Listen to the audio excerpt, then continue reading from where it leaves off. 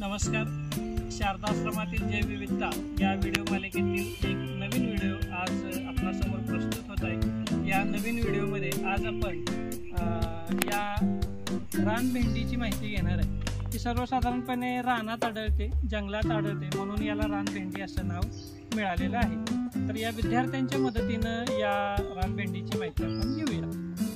तर या रानभेंडीचे शास्त्रीय नाव आहे हिबिस्कस मेनहर्ट असे आहे. तर याची उंची साधारण 2 ते 3 मीटर वाढते. तर याचे पान पंचभागी आहे आणि याचे खोड बघितलं तर मऊ आणि तांबूस रंगाचे आहे. तर मला या रानभेंडीचे दुसरे नाव माहिती आहे. सांगा. कस्तुरी भेंडी असे. बरोबर, अगदी बरोबर. म्हणजे या रानभेंडीला आणखी एक नाव आहे. या वैष्णवीनं खूप छान म्हणजे तिला माहिती आहे वनस्पतींची. म्हणजे मुलांमध्ये वनस्पतींची माहिती घेण्याचा एक छंद लागलेला आहे असं मागच्या व्हिडिओमध्ये मी सांगितलं की या रानभेंडीला दुसरं नाव आहे ज्याचं नाव आहे कस्तुरी भेंडी. खूप छान.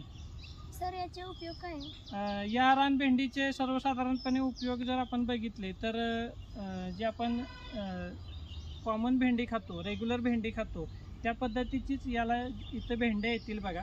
काही दिवसानंतर इथं भेंडी यायची प्रक्रिया सुरू होईल आणि ही भेंडी ज्या वेळेला मोठी होईल, खाण्याच्या एवढी होईल त्यावेळेला आपण ती भाजी म्हणून खाऊ शकतो. दुसरा अतिशय महत्त्वाचा उपयोग, ज्या वेळेला आपल्याला सर्दी, खोकला, ताप अशा प्रकारचे व्हायरल इन्फेक्शन होतं त्यावेळेला या जर भेंडी आपण खाल्ल्या किंवा या भेंडीपासून जर औषध आपण बनवलं तर त्यापासून आपलं निराकरण होऊ शकतं. दुसरं, मुतखड्यावरती देखील या भेंडीचा त्या ठिकाणी उपयोग केला जातो.